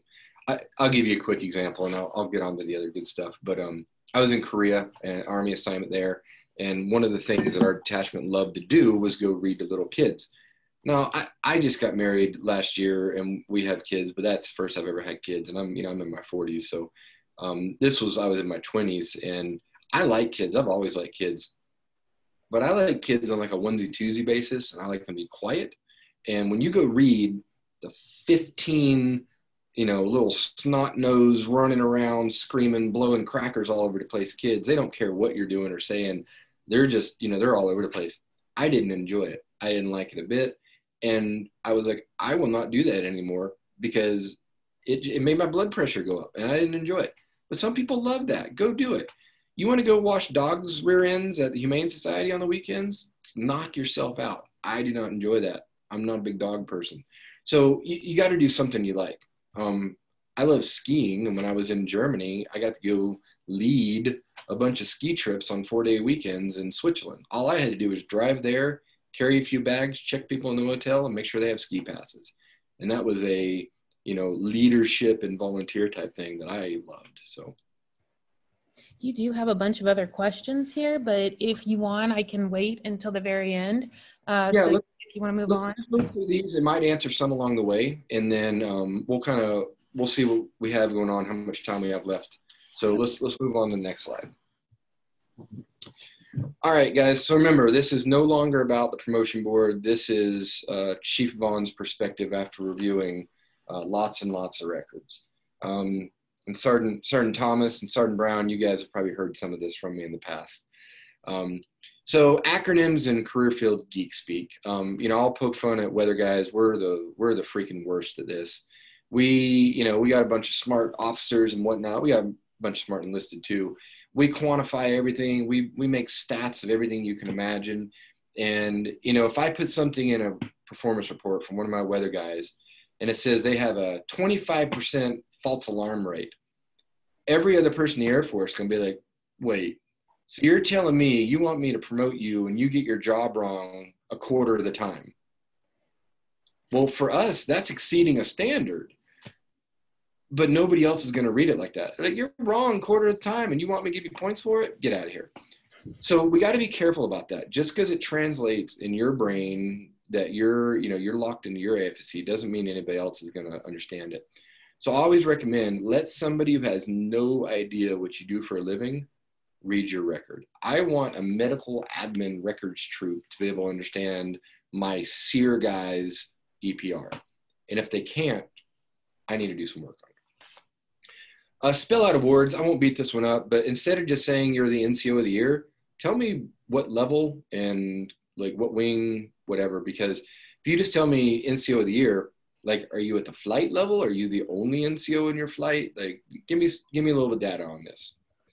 Placement matters. I have literally seen a John L. Levito Award in the middle of a straight up work bullet on the front side top half of an EPR. That is not where it goes. Getting the John L. Levito has nothing to do with doing your job well. That is a leadership award at a PME, and that deserves a bullet of its own, probably somewhere on back. It does not belong in a job about your fault alarm rate. So put them where they need to go. I do not want to rely on somebody who's reviewing my record catching things that are not where they should be. Enough about that. Awards matter. We talked about this. I'm not going to beat it up again. Whether we like them or not, they show distinction among peers. That's what sets you away from the pack. Does that mean if you don't have an award in there, you're never getting promoted, won't get looked at for force distribution, won't get a strap? Absolutely not. It does help. Non-promotable years. So when you look at a sample size of records, we'll choose a random number, 5, and you will see things where people, they're promotable years, and man, they're killing it. They're knocking it out of the park. They're hitting everything. Then they get a line number, they fall off. And they kind of coast for a couple years, and then it's promotion coming in, whoop, they're back up here, they're volunteering, they're taking care of airmen, they're crushing some classes. And I would ask you, is that the kind of leader you want in your leading you? Do you want somebody that only puts the effort in when it's going to directly benefit them with promotion? Or do you want somebody that's consistent and they are a constant performer, whether it's really high or whether it's just you can depend on it? They are constant. Who do you want leading you? I want the constant performer. I did an EFD board with a commander a couple years ago, and we had 2 people that were competing for force distribution. Well, we had a bunch of people competing for it. Well, there was 2 that were essentially, they were the top 2. Then there was a little bit of gap before you get into your next ones. Well, there's only 1 promote now. So we were really talking about who's the promote now. So we graded the records completely independently. And the commander had Tech Sergeant Johnny as number 1, and I had Tech Sergeant Jill as number 1.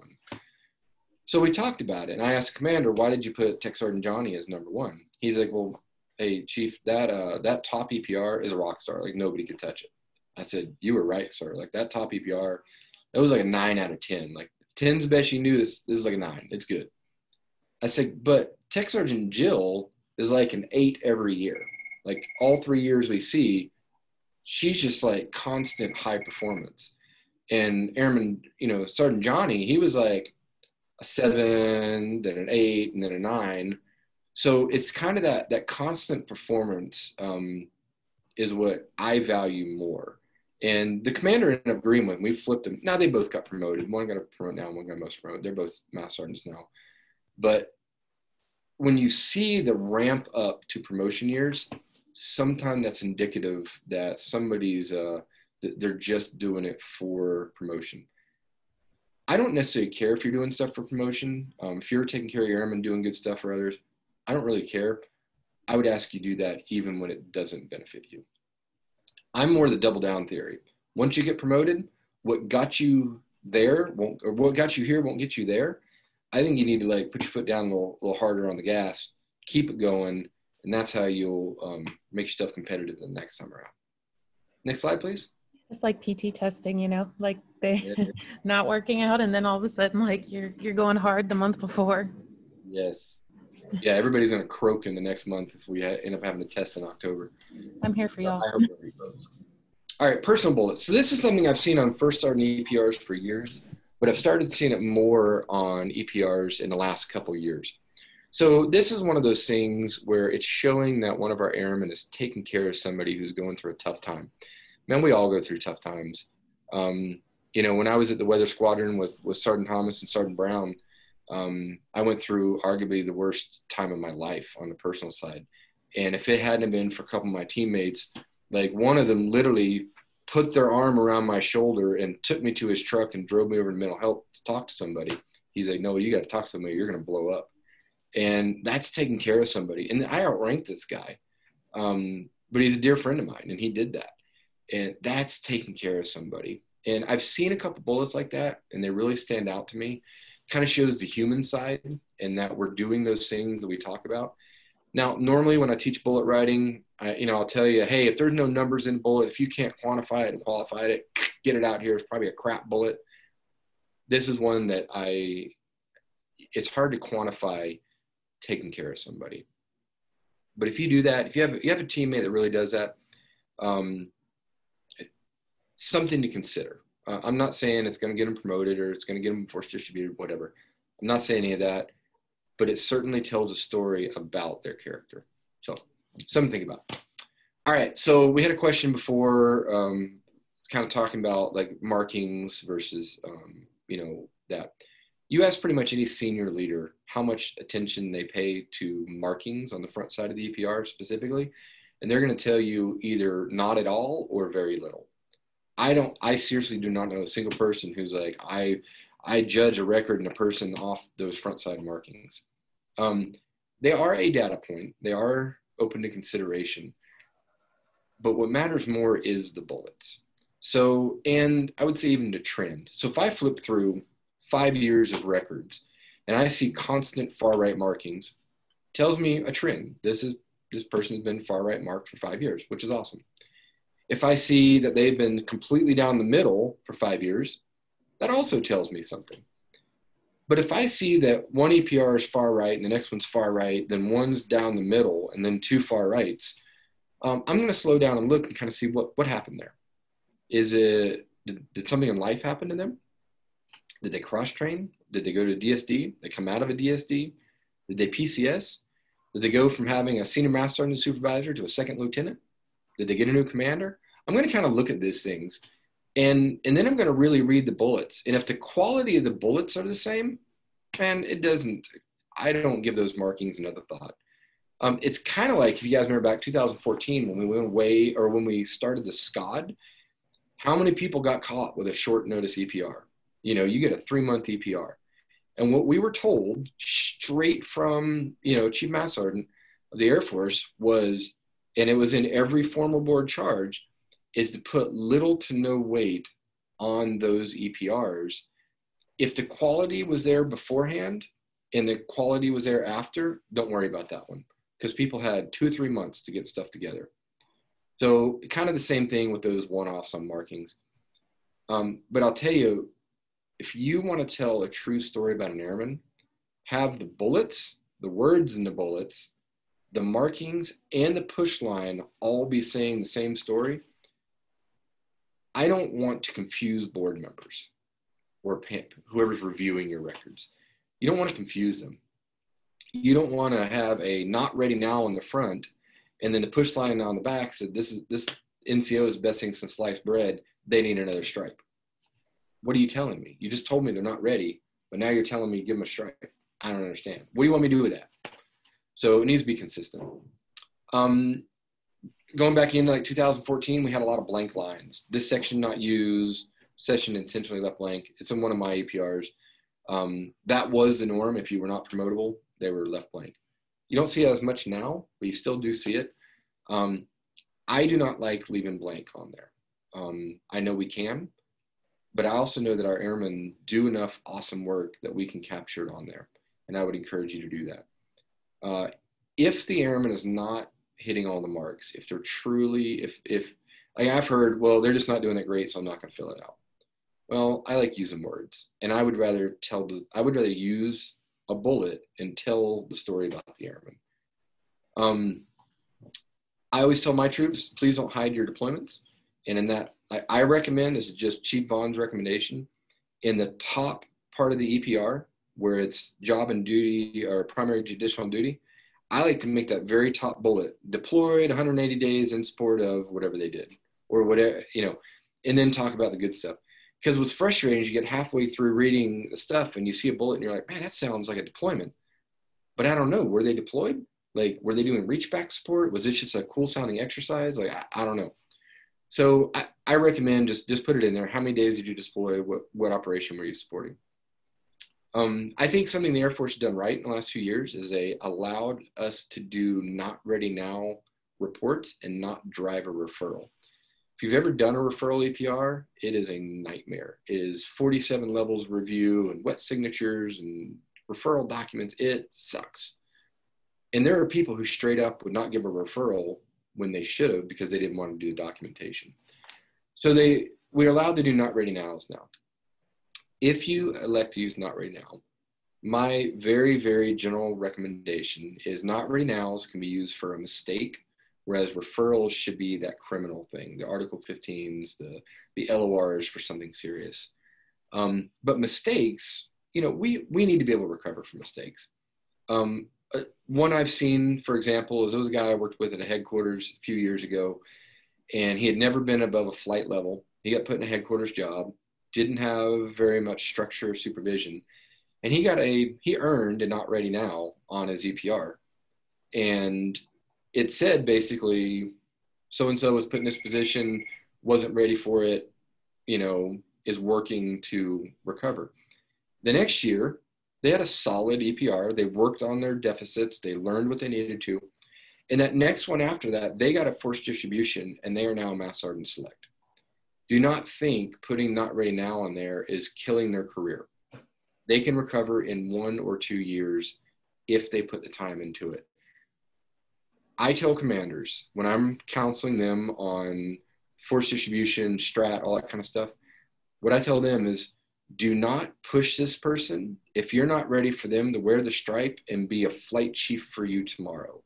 Because if they say, well, by the time they get selected and so on, they'll be ready. No, tomorrow. If you're ready for them to do it tomorrow, push them. If not, you know, give them a promote that's still good. Or if they really don't need to do it, give them a not ready now. Moving on. Next slide. All right.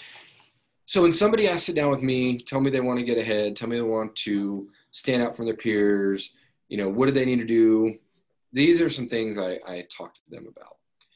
So I always ask them, how are you leading your airmen? How are you documenting that you're leading your airmen? I can't tell you how to do it in your situation. That's going to be very dependent on what you got going on.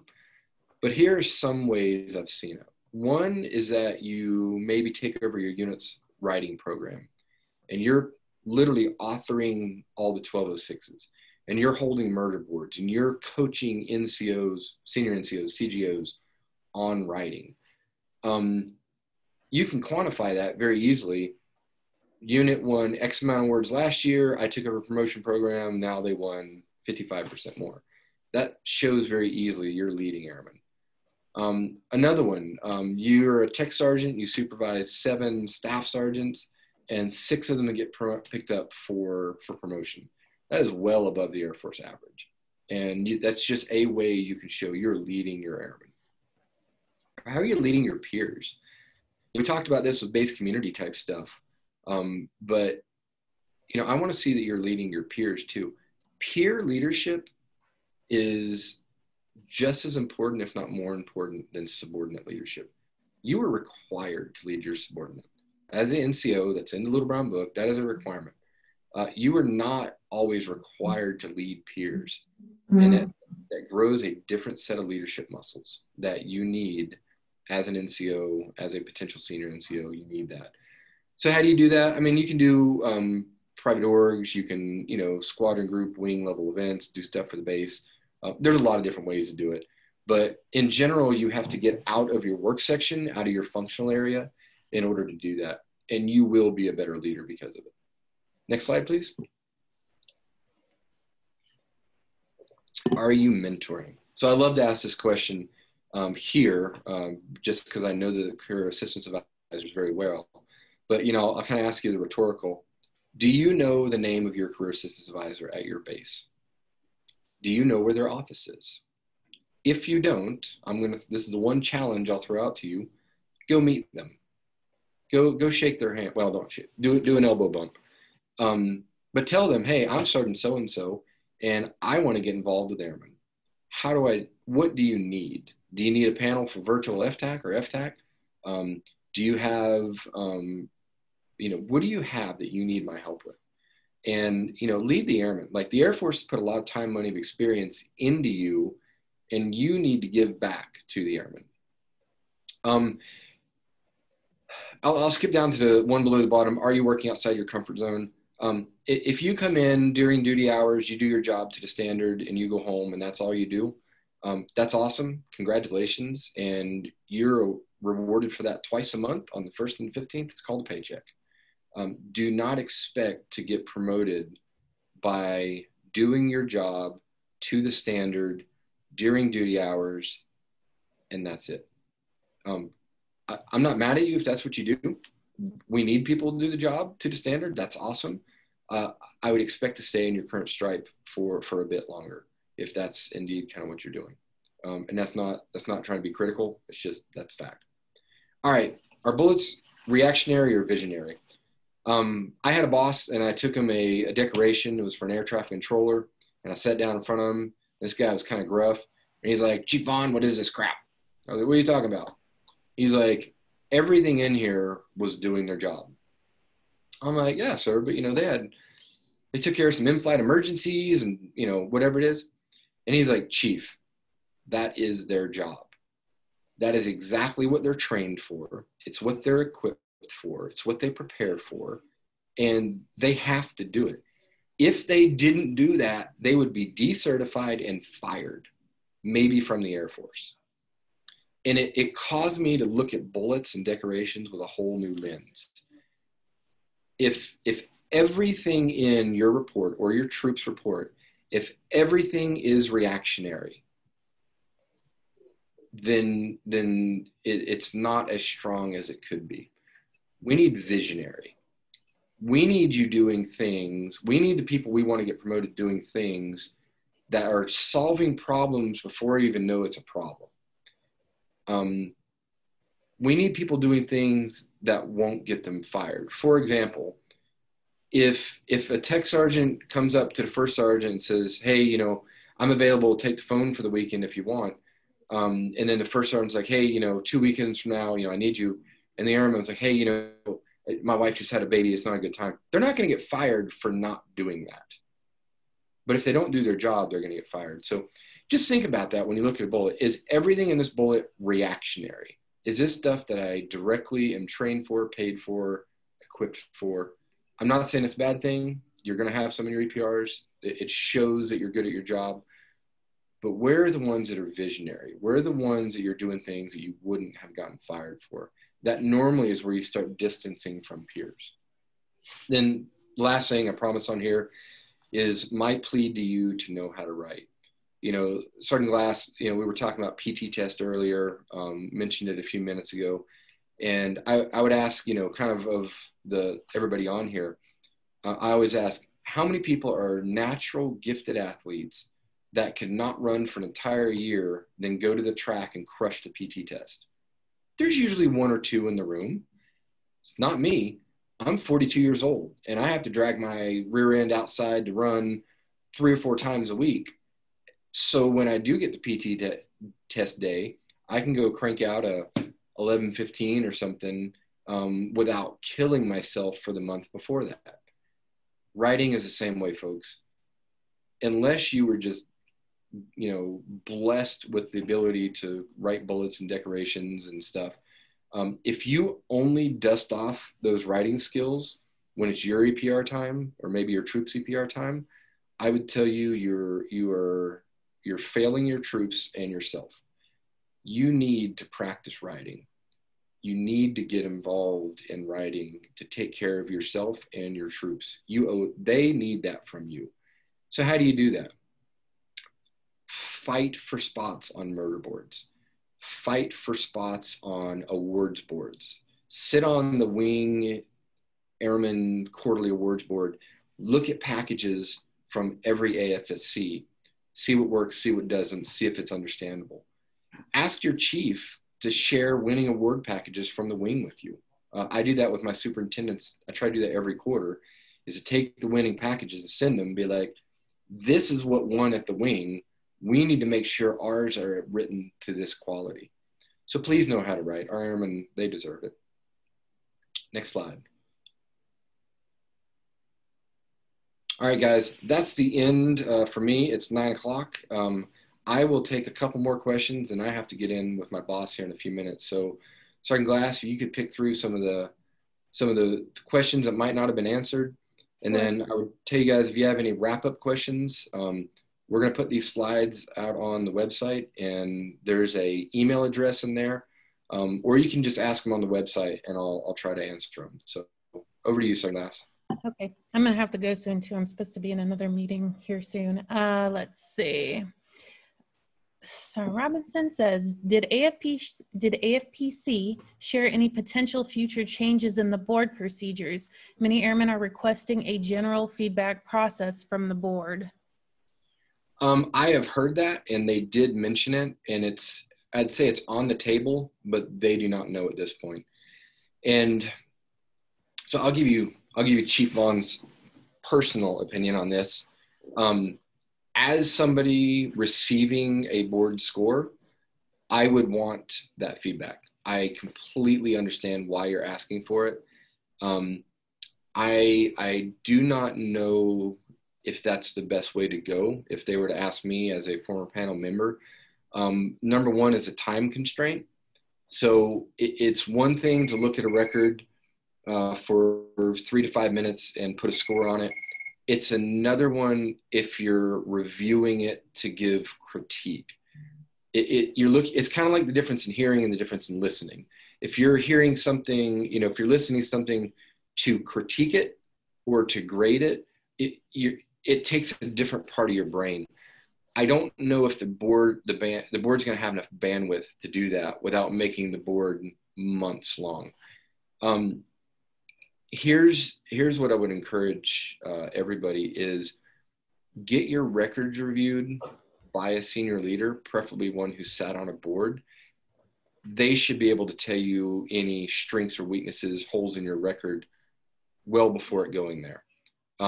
So long answer to your question, yes, they're talking about it. I do not know if they will implement it or if they do, when it's going to happen, but they did bring it up. Awesome.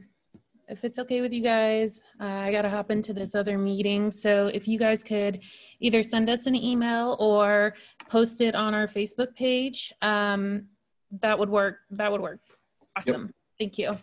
Thank you guys very much for coming. And I've got a meeting too, so I got to sign off. Sergeant Glass, thank you so much for hosting this. Sergeant Ackelberger, thank you all. Oh, Sergeant, I don't even know what your rank is.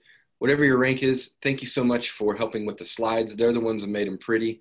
Mine were basically old school black and white. They were horrible. So thank you so much. Thank you for doing this for us. It was good. I learned a lot. So thank you. All right. Out here. Bye, y'all. How to do that.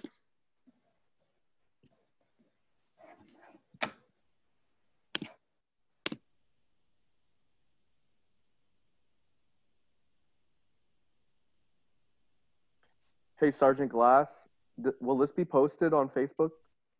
Yes, I'm trying not to get out of it right now so I don't lose it because I don't know how it works. So okay, and it'll be on the leadership site?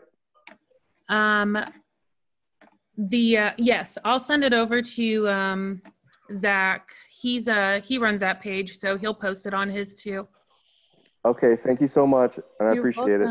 No worries. Thanks for coming.